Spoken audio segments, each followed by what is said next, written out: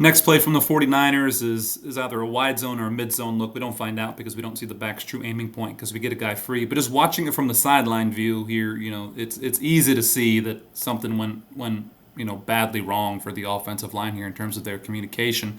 And generally speaking, when a guy comes through free like that, it's not a physical bust, it's a mental bust. Someone communicated something incorrectly up front. And one of the rules that we try to talk about with linemen is with the line in general, not necessarily two linemen, but in terms of the way a line functions, it doesn't necessarily matter whether you're right and wrong in terms of the call you're making.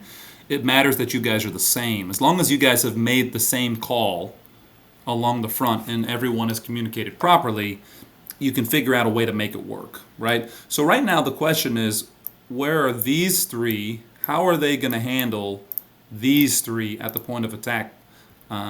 And that's kind of the question right here, because ordinarily this guy versus a 5 would be expecting someone coming with him, or at least that's what it looks like here. So it looks like 68 here is expecting to have a guy stepping with him. However, the right guard ends up stepping down when that guy goes backside, right? We see the 3 tech, what I'll call a 3 for right now, steps back into the A gap, and now this guy stunts back inside, and they have it communicated incorrectly. He is clearly expecting help coming from the inside, right? That part's obvious, right? He's getting a stunt in. The right guard has no intention of helping on the front side there. It looks like he's working down to the second level. He's going to bump him back, and then he's working down to the second level right from the get-go, right? So something was communicated incorrectly up front, okay?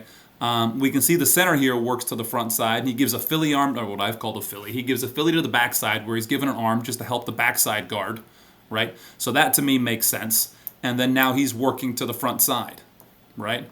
He's working front side while giving an arm backside, which means right now to me, I would guess that the right guard is wrong. I would guess that the right guard is supposed to work front side, and he is also supposed to give a Philly, and he is going to end up here.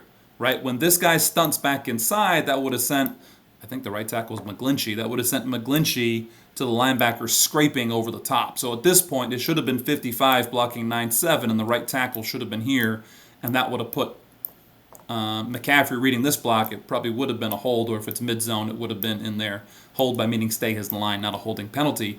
If it's mid-zone, he would have ended up being a frontside C-gap hit, which is not super normal off a mid-zone. Normally you're looking for a B-gap hit there. But something's definitely miscommunicated here up front, and the Chiefs were able to take advantage.